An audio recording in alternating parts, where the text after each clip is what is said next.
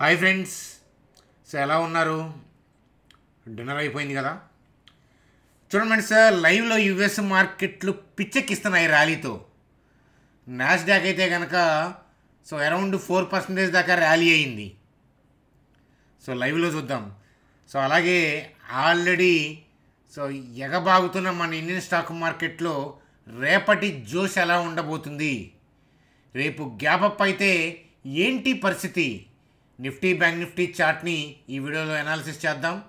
ఆ కారణాలు, యుఎస్ మార్కెట్లో అంతలా ర్యాలీ అవడానికి కారణం యుఎస్ చైనా సంబంధించిన ట్యాక్స్లో కట్. ఆ అప్డేట్ గురించి వివరంగా చూద్దాం. ఎస్ బ్యాంక్కి మంచి రోజులు వచ్చాయా, ఆ అప్డేట్ గురించి చూద్దాం. దానికి సంబంధించిన పాజిటివ్ న్యూస్ని మనం ఆల్రెడీ 2-3 డేస్ బ్యాకే డిస్కస్ చేసుకున్నాము. మరొకసారి ఎస్ బ్యాంక్ సంబంధించిన కంప్లీట్ అప్డేట్ చూద్దాం. అలాగే ఎల్టీఐ ఎంట్రీకి సంబంధించిన గుడ్ న్యూస్ ఉంది. యూపీఎల్కి సంబంధించిన Q4 అప్డేటు, జ్యోతి ల్యాబ్స్కి సంబంధించిన Q4 అప్డేటు, అలాగే వాళ్ళ ర్యాలీతో IRFC, RVNL, TCS, HDFC bank ఇవన్నీ కూడా మంచి జోష్ కనబరిచాయి. కాబట్టి ఇత్యాది విషయాలు డిస్కస్ చేస్తూ సింపుల్గా వీడియోని ఎండ్ చేద్దాం. చూడండి ఫ్రెండ్స్, వీడియోలోకి వెళ్ళే ముందు మన ఛానల్ వీడియోని లైక్ చేయడం అనేది మనకు అలవాటు, కాబట్టి లైక్ చేద్దాం. అలాగే కొత్తగా వాచ్ చేస్తున్న వాళ్ళని నేను సబ్స్క్రైబ్ చేయమని నేను చెప్పను, ఎందుకంటే ఒక 2-3 వీడియోస్ మన ఛానల్లో చూస్తే కనుక నచ్చి మీ అంతా మీరే సబ్స్క్రైబ్ చేస్తారు. కాబట్టి సబ్స్క్రైబ్ చేయండి. చూడండి ఫ్రెండ్స్, స్క్రీన్ మీద నాస్డాక్ యొక్క లైవ్ చార్టు. 3.50% అరౌండ్ మనకి ర్యాలీ అయింది. చూడండి, సూపర్ ర్యాలీ, చాలా huge gap up. Huge gap up అయినప్పుడు ఏంటంటే ఇంట్రాడే వాళ్ళకి పెద్ద ఉపయోగం ఉండదు, ఎందుకనంటే హ్యూజ్ గ్యాప్ అప్ అయినప్పుడు ఏంటంటే అక్కడి నుంచి కూడా పైకి వెళ్తుంది, కొన్నిసార్లు వెళ్ళచ్చు, కానీ ఎక్కడ దాకా వెళ్తుందో టార్గెట్ మనం జడ్జి చేయలేము.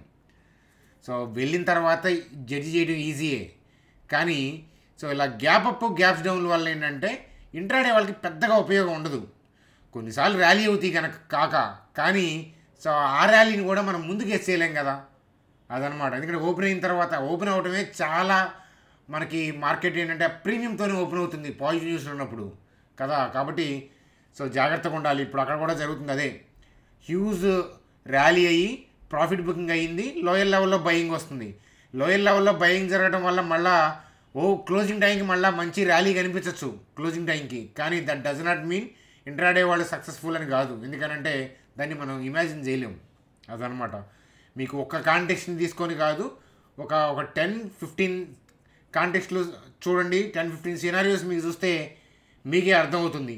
ఇంతకీ యుఎస్ మార్కెట్లు లైవ్లో అంత జోష్లో ఉన్నాయి. నేను వీడియో చేస్తున్నప్పుడు 9:05 అరౌండ్ అవుతుంది. మీరు కొద్దిగా లేట్గా 9:45 తర్వాత చూస్తారనమాట బహుశా ఈ వీడియో.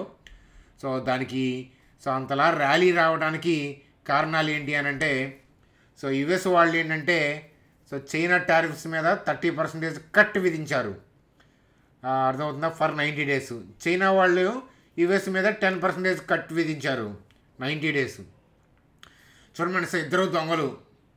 మీ అందరికీ చెప్పాను కదా, ట్రంప్ టారిఫ్ పాస్ చేశారు 90 డేస్ ఆ రిమైనింగ్ కంట్రీస్ అన్నిటి మీద ఎక్సెప్ట్ చైనా అని. స్లోగా చూసారు అలా కట్ అని, వీళ్ళు కట్టు వాళ్ళు ఒకటి, అదొక దొంగ నాటకం. దొంగ నాటకం అనమాట. కాబట్టి ఏంటంటే స్లోయర్గా ఏంటంటే తర్వాత ఏంటంటే యథాస్థితికి వస్తారు వాళ్ళు. కాబట్టి మనం ట్రంప్ టారిఫ్ పాస్ చేసినప్పుడు చైనా ఇష్యూ నడుస్తున్నా కూడా మనం ఆల్రెడీ చెప్పాం అది సమస్య పోయేదే. వీళ్ళు వాళ్ళతో సన్నం పెట్టుకున్నా, వాళ్ళు వీళ్ళతో సన్నం పెట్టుకున్నా ఇద్దరికీ నష్టమే, ఆ విషయం అందరికీ తెలుసు. కాబట్టి ఏదో ట్రంప్ అలా కామెంట్లు చేస్తా మళ్ళీ తనే తగ్గిపోతూ ఉంటారు. ఓవరాల్గా ఇంకా ఫర్దర్గా కూడా ఇష్యూ సార్ట్ అవుట్ అవుతుంది. అలాగే 90 డేస్కి పాజ్ అనే పాయింట్ ఆఫ్ వ్యూలో పీపుల్ భయపడుతున్నారు, 90 డేస్ తర్వాత మళ్ళీ ఎందుకు చేస్తే ట్రంప్ అని. చూడండి, స్టాక్ మార్కెట్ 90 డేస్ దాకా ఆగదు, ఆ విషయం గుర్తుపెట్టుకోండి. 90 డేస్ తర్వాత మళ్ళీ ఇంకేదైనా డెసిషన్ నీట్గా తీసుకుంటే అది అప్పుడు చూడాలి మార్కెట్లో డైరెక్షన్, అంతేగాని 90 డేస్ పాజ్ పెట్టిన వాళ్ళు దాని తర్వాత ఇంకేదో చెడు చేస్తారని నేను ఊహించట్లేదు, అర్థమవుతుందా, అదనమాట. కాబట్టి ఓవరాల్గా ఏంటంటే ఓల్డ్ స్టాక్ మార్కెట్కి బిగ్ బూస్ట్ అని చెప్పొచ్చు దీన్ని. యూఎస్ మార్కెట్లో ఆ సిమ్టమ్ అనేది కనిపిస్తూ ఉంది. మరి దీని ఇంపాక్ట్ మన ఇండియన్ స్టాక్ మార్కెట్ మీద రేపు ఎలా ఉంటుంది, గిఫ్ట్ నిఫ్టీ లైవ్లో ఎలా ఉందో చూస్తా మనం నిఫ్టీ చార్ట్లోకి వెళ్దాం పదండి.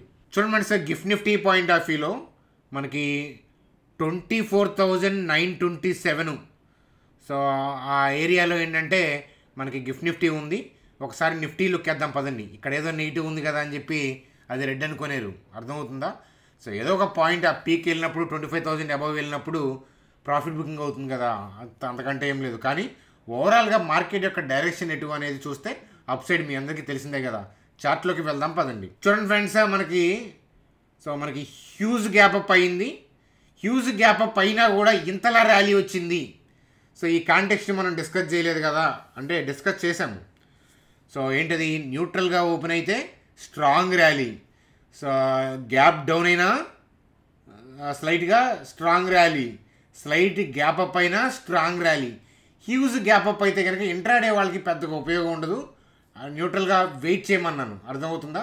కానీ ప్రాఫిట్ బుకింగ్ అవుతూనే అగ్రెసివ్గా ర్యాలీ అయింది. ఎందుకంటే రీటైల్ పీపుల్ యొక్క యాక్టివిటీ అగ్రెసివ్గా ఉండటం, అలాగే ఇనిషియేషన్స్ కూడా ఏంటంటే ఇనీషియల్ మూమెంట్లో ప్రాఫిట్ బుకింగ్ చేసుకుంటానే పాజిటివ్ థింగ్స్ వల్ల ఫర్దర్గా థింగ్స్ ఇంకా అగ్రెసివ్గా, అంటే ఫర్దర్గా కూడా ఇంకా ముందుకెళ్ళే ఉద్దేశంతో మార్కెట్లో ప్రాఫిట్ బుకింగ్ చేస్తూనే అగ్రెసివ్గా బై చేశారు.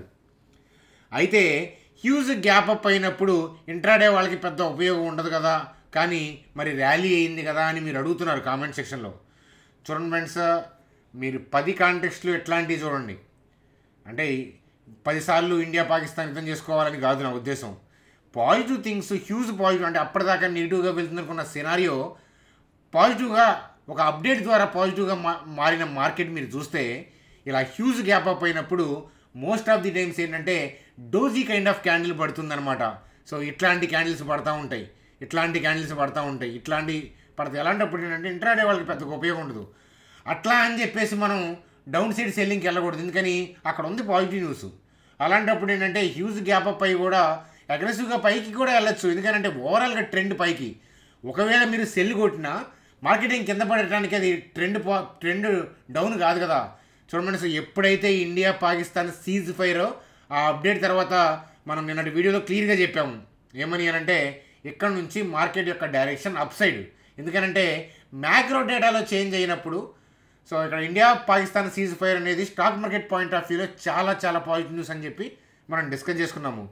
న్యూస్ మ్యాక్రో డేటా అలా సపోర్ట్ చేస్తున్నప్పుడు ట్రెండ్ పైకి మారినప్పుడు ఏంటంటే మనకి ఇంట్రాడే పాయింట్ ఆఫ్ వ్యూలో అనుకూలంగా ఒకరోజు ఉండొచ్చు, ఉండకపోవచ్చు. కానీ ట్రెండ్ పైకి వెళ్ళినప్పుడు ఎప్పుడు కూడా షార్ట్ సేల్ పాయింట్ ఆఫ్ వ్యూలో థింక్ చేయకూడదు, అర్థమవుతుందా?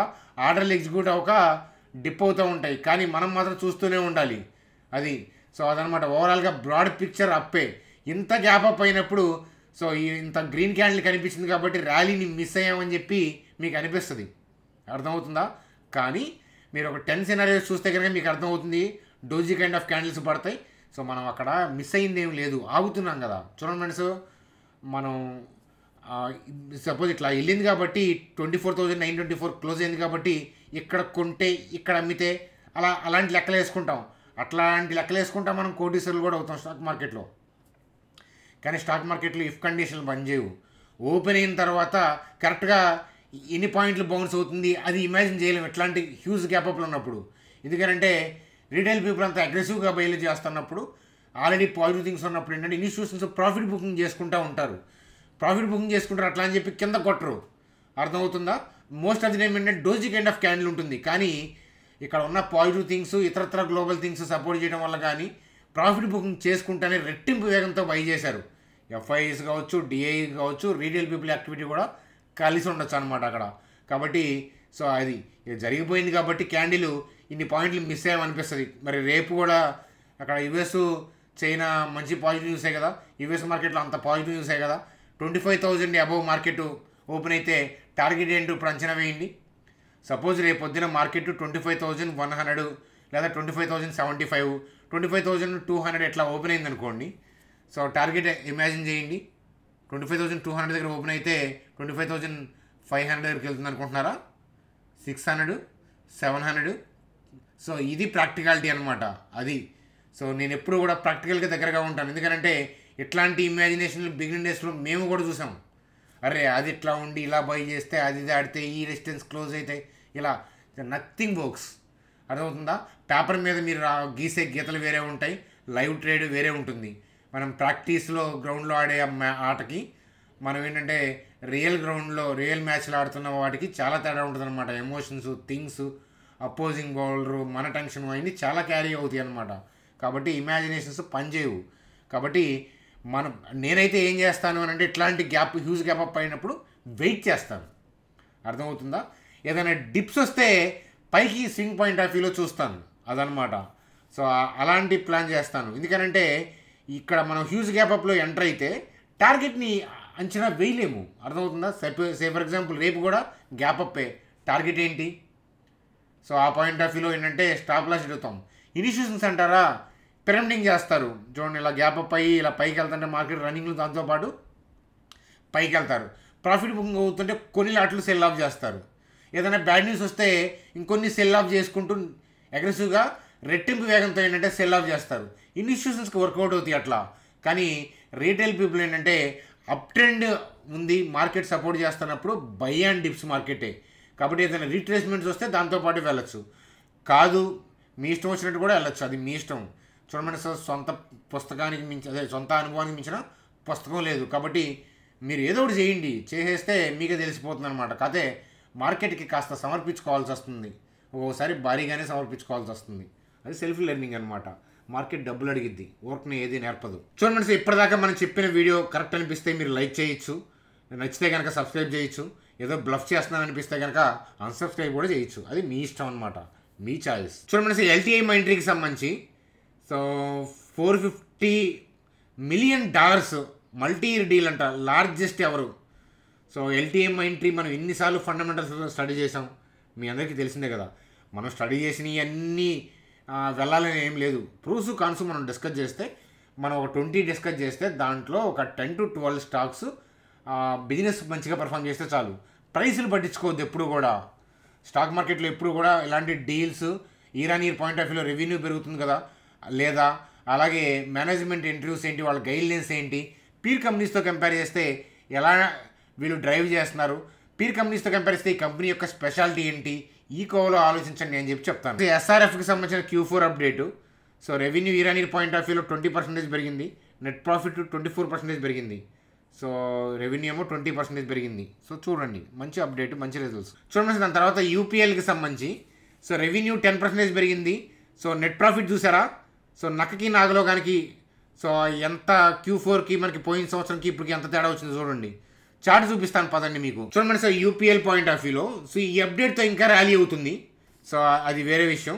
సో ఈ అప్డేట్తో ఇంకా ర్యాలీ అవుతుంది. అయితే సో ఇక్కడ చూడండి, సో మనం 24లో స్టాక్ మార్కెట్ నిఫ్టీ పీక్స్లో ఉంది, పిచ్చ పీక్స్.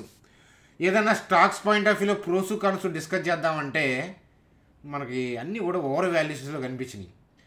24లో ఎగబడి కొనుక్కున్న వాళ్ళ పరిస్థితి ఏమైందో 25లో మీరు చూశారు. అర్థమవుతుందా? ఒక్కొక్కసారి 25 కూడా ఎగబడి వెళ్ళచ్చు ర్యాలీ. 25 అంటే ఇయర్ 25లో కూడా మంచి ర్యాలీ వచ్చి ఉండొచ్చు. కానీ ఎప్పుడైనా స్టాక్ కొనేటప్పుడు మనకి సాధక బాధకాలు అన్నీ ఉంటాయి. కాబట్టి స్టాక్ మార్కెట్లో కొన్ని ఇయర్స్ బాగుంటాయి, కొన్ని మంత్స్ బాగుంటాయి, బాగోవు అన్నీ ఉంటాయి కదా. అందువల్ల ఏంటంటే నేను బాగా కరెక్షన్స్ ఉన్న ఇయర్స్లోనే ఎక్కువ ఫోకస్ చేస్తాను అనమాట. సో ర్యాలీస్ ఉన్న ఇయర్స్ కూడా చేస్తాను, కానీ చాలా తక్కువ స్టాక్స్ ప్రోస్ కాన్స్ డిస్కస్ చేస్తాం మనం. సో అందులో యూపీఎల్ లాస్ట్ ఇయర్ డిస్కస్ చేసాము మనం, 457 ఈ ఏరియాలో టచ్ అయినప్పుడు. మీలో ఎంతమందికి గుర్తుందో.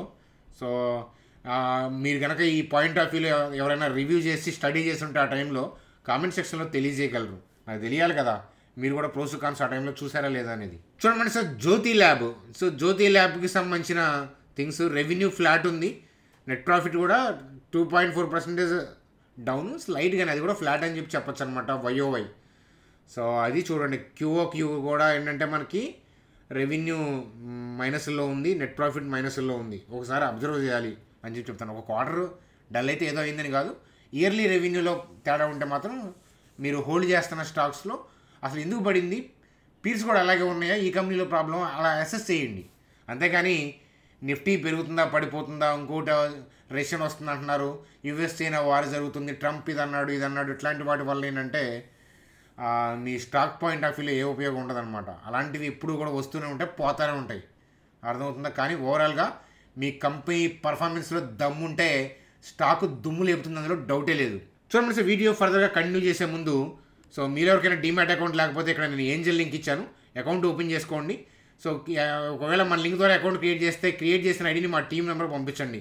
వాళ్ళు ఏదైనా ఆఫ్లైన్ వర్క్షాప్స్ కానీ వెబినార్లు కానీ వాళ్ళు కండక్ట్ చేస్తున్నప్పుడు మీకు ఇన్ఫామ్ చేస్తానమాట.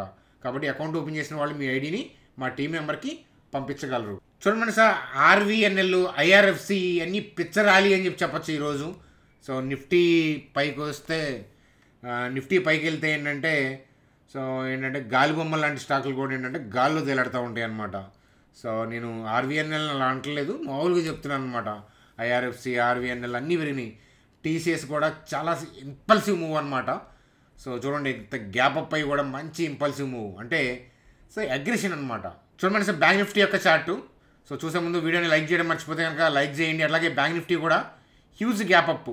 సో మనకి ఇండియా పాకిస్తాను ఆ టెర్రర్ అటాక్ మీద మన వాళ్ళు అటాక్స్ చేశారు, సర్జికల్ స్ట్రైక్ చేశారు. అలాగే దాదాపు ఏంటంటే యుద్ధం స్టార్ట్ అయిందా ఇండియా పాకిస్తాన్కి అన్నట్లు స్టార్ట్ అయింది కదా. ఈ వార్ కంటిన్యూ అయితే మార్కెట్ ఏంటంటే కొంచెం డీపర్గా వెళ్ళుండేది.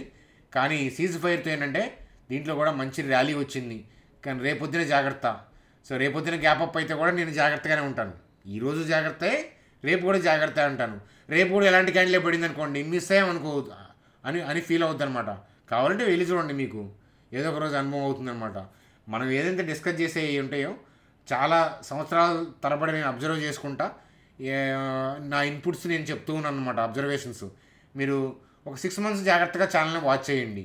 అలాగే మార్కెట్ని కూడా 6 months అబ్జర్వ్ చేయండి, రకరకాల కాంటెక్స్ట్లు మీకు తెలుస్తుందన్నమాట. అంతేగాని ప్రతిదీ మిస్ అయ్యారనుకొని మీరు నెక్స్ట్ డే ఏదో చేస్తే ఏంటంటే అదేదో అవుతుంది. మిస్ అవ్వడం ఏమి ఉండదు. మీరు మహా అయితే మీరు ట్రేడ్ చేయకపోతే లాస్ మిస్ అవుతారు అంతే. చూడండి సార్, హెచ్డిఎఫ్సి బ్యాంక్లో కూడా ఇంపల్సివ్ మూవ్, మంచి స్ట్రాంగ్ ర్యాలీ వచ్చింది.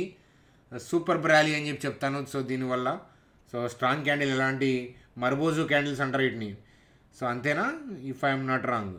సో మర్బోజు క్యాండిల్ ఫామ్ అయిందనమాట. సో మంచి స్ట్రెంత్ ఉంది మార్కెట్లో అనే విషయం అర్థమవుతుంది. సో అదనమాట కదా. మీ అభిప్రాయాలు కామెంట్ సెక్షన్లో తెలియజేయండి. సో ఇంతకీ ఒక డౌట్ ఏంటంటే, అది హ్యూజ్ గ్యాప్ అప్ అయినప్పుడు న్యూట్రల్గా ఉండటం, ఇంట్రాడేలో ఎగబడి చేయకుండా న్యూట్రల్గా ఉండటం మంచిదని నేను అనుకుంటున్నాను. సో మీ ఎక్స్పీరియన్స్ ఏంటి? ఎక్స్పీరియన్స్ వాళ్ళు కామెంట్ చేయండి. స్టాక్ మార్కెట్లో ఎక్స్పీరియన్స్ అంటే 3 to 5 years ఎక్స్పీరియన్స్ ఉన్న వాళ్ళు కామెంట్ చేయండి. లేదు హ్యూజ్ గ్యాప్ అప్ అయినప్పుడు కూడా అగ్రెసివ్గా బయ్యో సెల్లో చేయొచ్చా? మీ అభిప్రాయం ఏంటి? మీ ఎక్స్పీరియన్స్ ఏంటో కామెంట్ చేయండి. నా స్టేట్మెంట్ని రుద్దాల్సిన అవసరం లేదు. మీ ఒపీనియన్ ఏంటి, మీ ఎక్స్పీరియన్స్ ఏంటో చూడండి. ఎందుకంటే people has to listen, they have to learn. Beginners ఏంటంటే మీ స్టేట్మెంట్ల ద్వారా ఏంటంటే వాళ్ళు కూడా నేర్చుకుంటారు, వాళ్ళు కూడా అబ్జర్వ్ చేస్తారు. అదనమాట కథ. సో అది ఫ్రెండ్స్, మరి రేపటి వీడియోలో కలుద్దాం. సెలవు మరి, గుడ్ నైట్.